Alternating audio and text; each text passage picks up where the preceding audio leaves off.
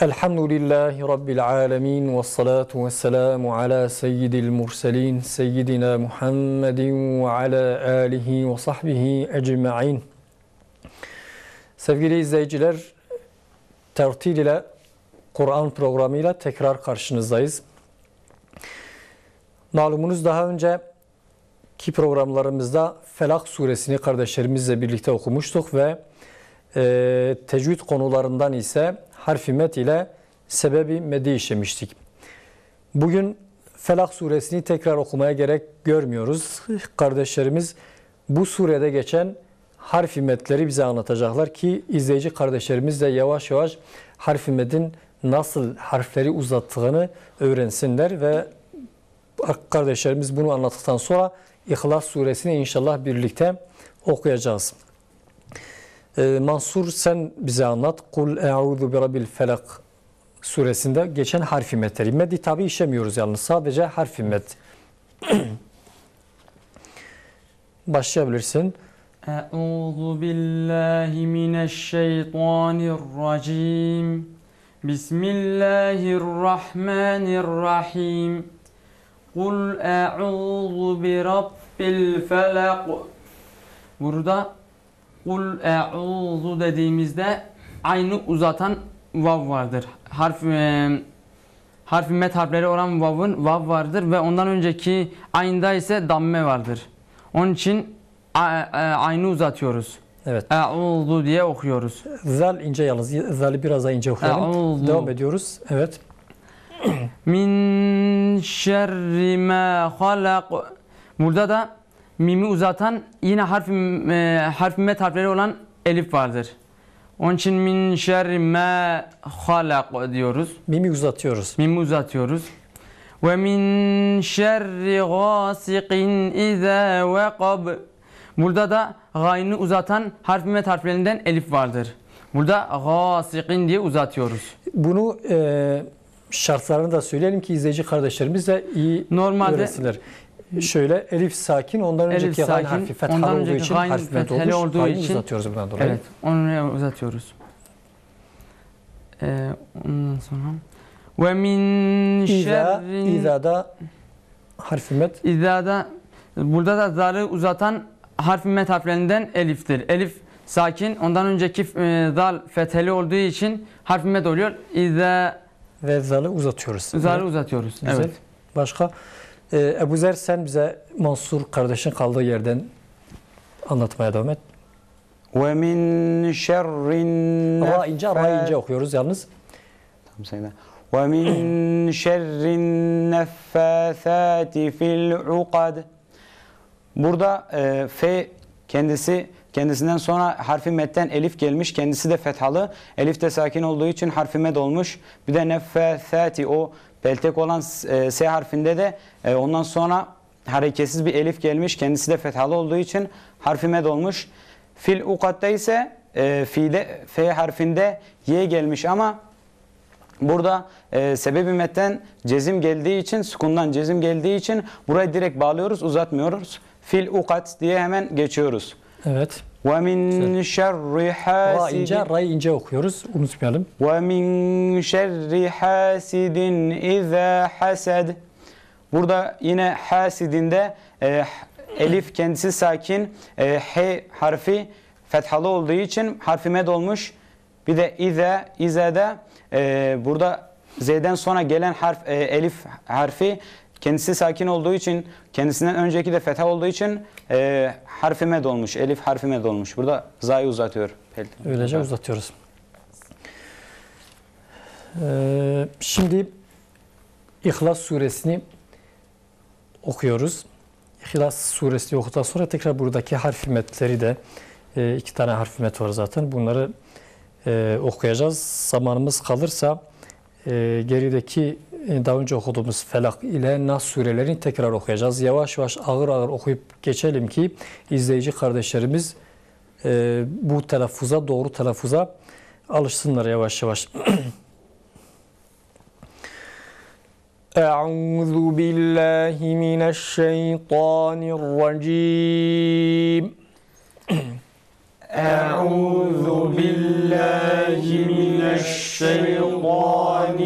الرجيم بسم الله الرحمن الرحيم بسم الله الرحمن الرحيم قل هو الله أحد قل هو الله أحد قل هو الله أحد قل هو الله أحد قل هو الله أحد قل هو الله أحد Bu kelimede vav harfini ve'ye yakın şekilde okumayalım. Bir de Allah lafzını okurken vav'ı Allah lafzının lamına bağlarken a şekliyle değil de a ile e sesi arası bir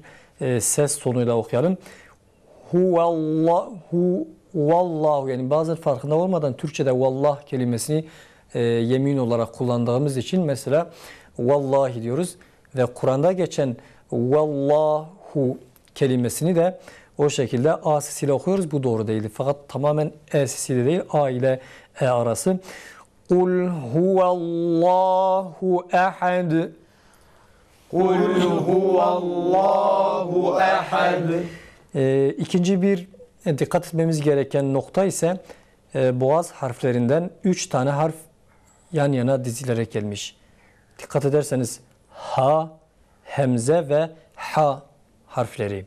Buraya dikkat ederek hepsini tane tane birbirinden ayırarak okumamız gerekir. Örneğin ha'nın ötüresinin tam net çıkması gerekir. Hemzenin ise boğazdan, ha'nın ise ha veya ha şeklinde değil. Buna yakın bir ses tonuyla en zerre kadar dahi bunlara benzememesi gerekir.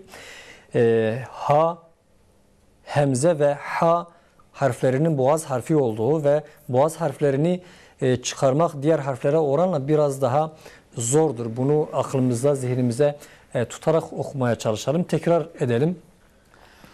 قل هو الله أحد Tekrar. قل هو الله أحد Yalnız Allah lafzının lamı tam kalın olsun. Biraz daha tok bir sesin. Ne kadar tok sesiyle söylenirse Allah lafzının kalın şekli insanın yani epey dile hoş geliyor. Ona göre biraz daha cılız sesle çıkmasın. Kul huvallahu huvallahu. Kalın harfler mahreci kalın olduğu gibi sıfatı da kalın sıfatı vardır. A sesiyle okuyoruz. Çok mübalağa yapmadan tabi. Kul huvallahu ehad. قل هو الله أحد Tekrar. قل هو الله أحد Yalnız vav biraz ve şeklinde çıkıyor. Bunu düzeltelim. Ve şeklinde. Kul huvallahu de. Huvallahu de. Kul huvallahu. Tekrar edelim. قل هو الله أحد Tekrar. قل هو الله أحد Güzel. Yalnız kalkalelere biraz daha dikkat edelim. Allahu samed. الله الصمد Allahu samed. الله الصمد Yani biraz abartılı çıkmasın. Tam Allahu değil. Allahu samed.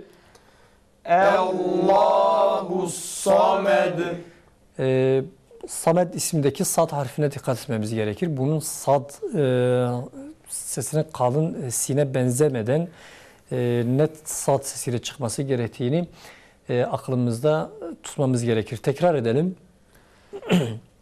الله الصمد Tekrar.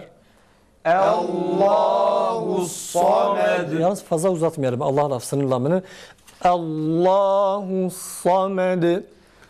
الله الصمد Allahu samed.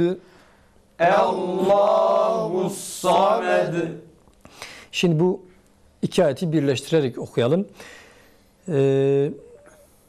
Allah kelime lafzı burada az önce okuduğumuz gibi kalın okunur. Fakat Allah lafzından önceki harf kesreli olursa ince okunur. Şimdi ehadun ismindeki iki tane ötre yanına geldiği iki tane ötreli bir kelimeyi okuduğumuz ve ondan sonraki bir harfe bağladığımız zaman ötrenin birini atıyoruz, kaldırıyoruz, okumuyoruz. Ondan sonra ötrenin yerine nun bırakıyoruz. Buna göre Kul huvallahu ehadun ayetini Allahu samedu kelimesine, ayetine bağlayarak okuduğumuz zaman nasıl okumamız gerekir? Bunu yavaş yavaş bu birkaç tane surede örnekleri vardır, okuyacağız.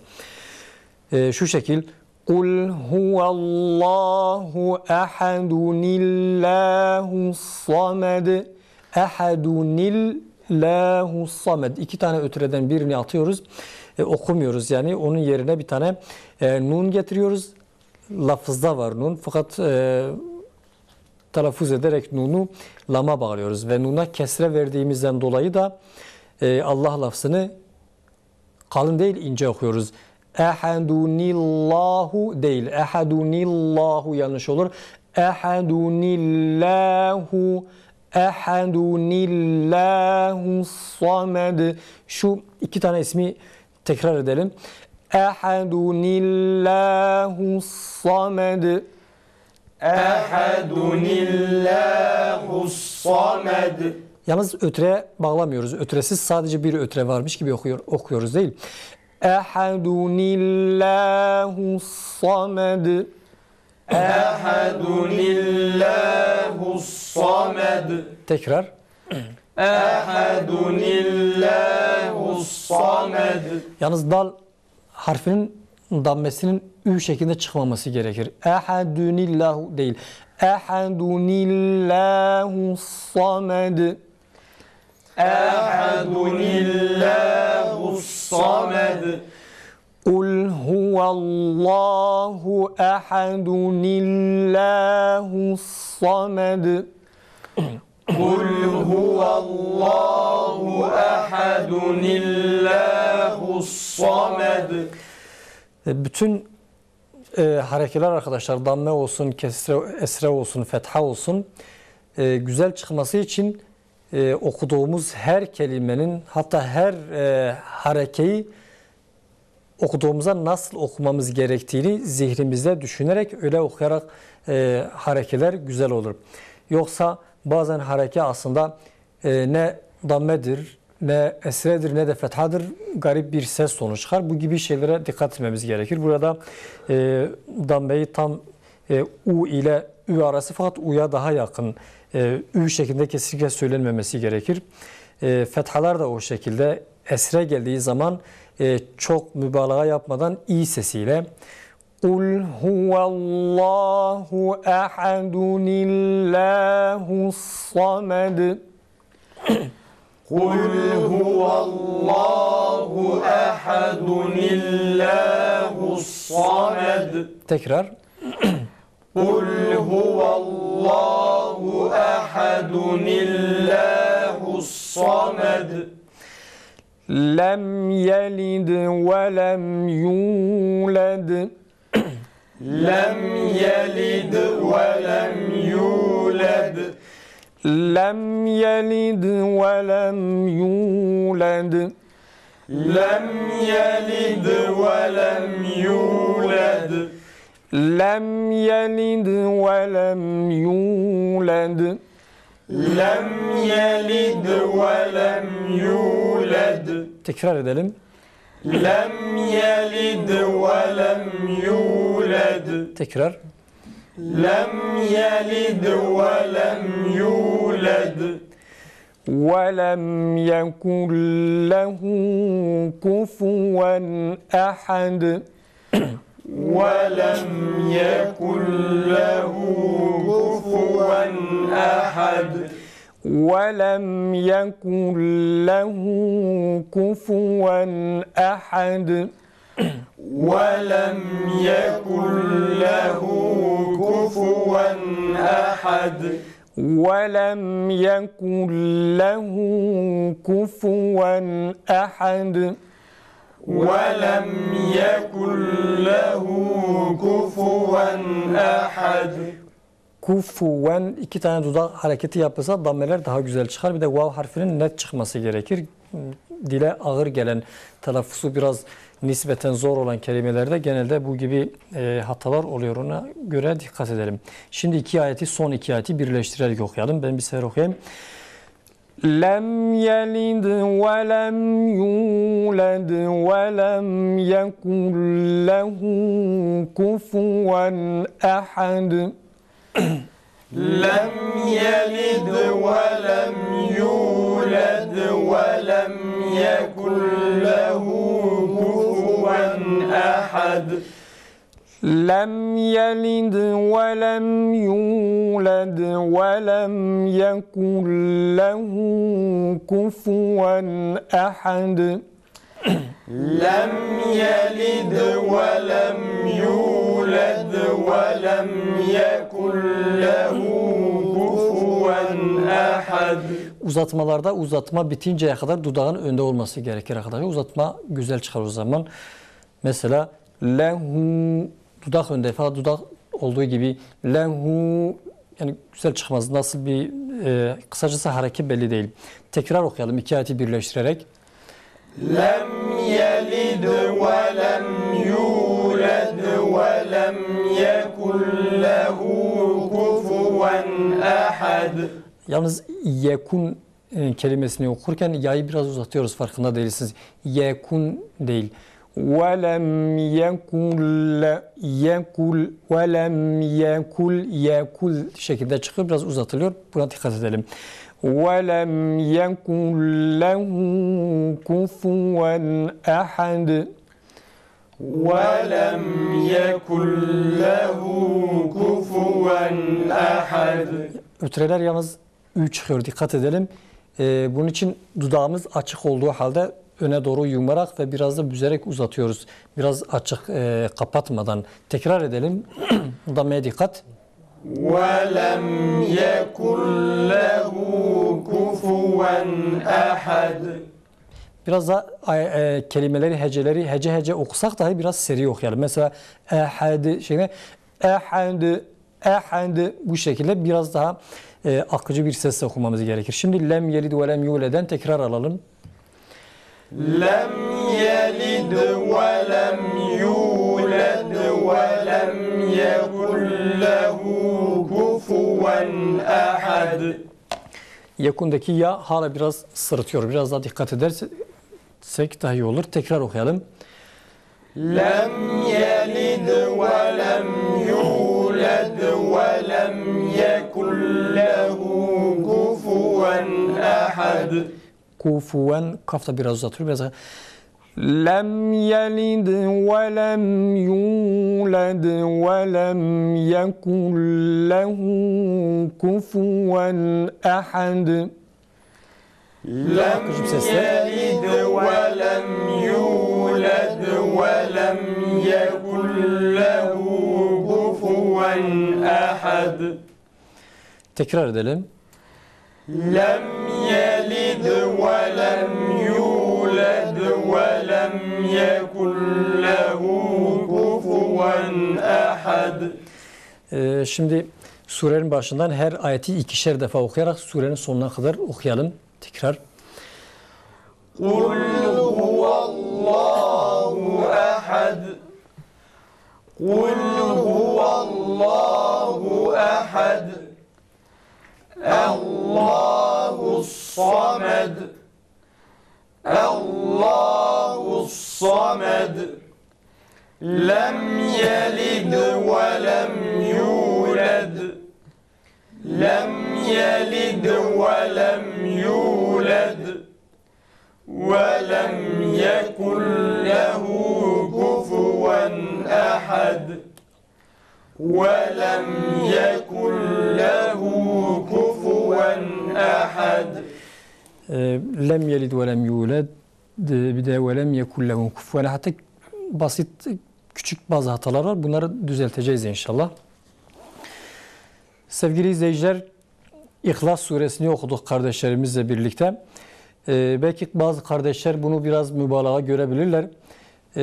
Hakikaten Kur'an-ı Kerim'i düzeltmek zordur. Zamanında Kur'an dersi almış, fakat iyi bir eğitimcinin yanında okumamış, tecvid dersi almamış kardeşlerin Kur'an-ı Kerim'i düzeltmeleri kolay değildir. Uzun bir ara verdik aslında. Yoksa bu kardeşler Kur'an-ı Kerim'i biraz öğrenmeden yeni başladıkları esnadan itibaren onlarla birlikte okuyarak düzelterek programımızı yapacaktık aslında. Fakat bu kardeşlerle beraber bir müddet okumuşuz. Gördüğünüz gibi tam olmasa da epey düzeltmişler. En azından Kur'an-ı Kerim'in manasına halel getirecek, yani manasını bozacak hatalar yapmıyorlar. Hatta epey de düzeltmişler. Fakat bizim önümüzde uzun bir program var. Bu kardeşlerle bu program olmasa dahi biz hala programımızı devam ettiriyoruz. Kur'an-ı Kerim'in harflerinin üzerinde tek tek durarak okumamız gerekir. Kur'an tecvid ilminin konusu biliyorsunuz Kur'an'ın lafızlarıdır. Hatta diyebiliriz ki tecvid ilminin konusu Kur'an-ı Kerim'in lafızlarının harfleridir. Harf harf, çünkü tecvidin tarifini aslında böyle geçiyor. Her harfin hakkını ve müstehakını vermektir. Diğer ilimler gibi kelime veya cümle değildir bu ilmin konusu, harflerdir. Öyleyse Kur'an-ı Kerim'in bütün harflerini net bir şekilde sıfat açısından, mahreç açısından, vakıf açısından, iptida açısından ve benzeri noktalardan her harfini düzgün okumamız için, düzgün okuyabilmek için iyi bir çaba sarf etmemiz gerekir. Ve öyle bir yola başvurduğumuz, bu yola girdiğimiz andan itibaren de Rabbimiz Allah'ın izniyle bizi muvaffak edecektir. Ve bugün de programımızın sonuna gelmiş bulunuyoruz sevgili izleyiciler. Başka bir programda buluşmak dileğiyle hepinizi Rabbimize emanet ediyoruz. Esselamu Aleyküm ve Rahmetullahi ve Berekatuhu.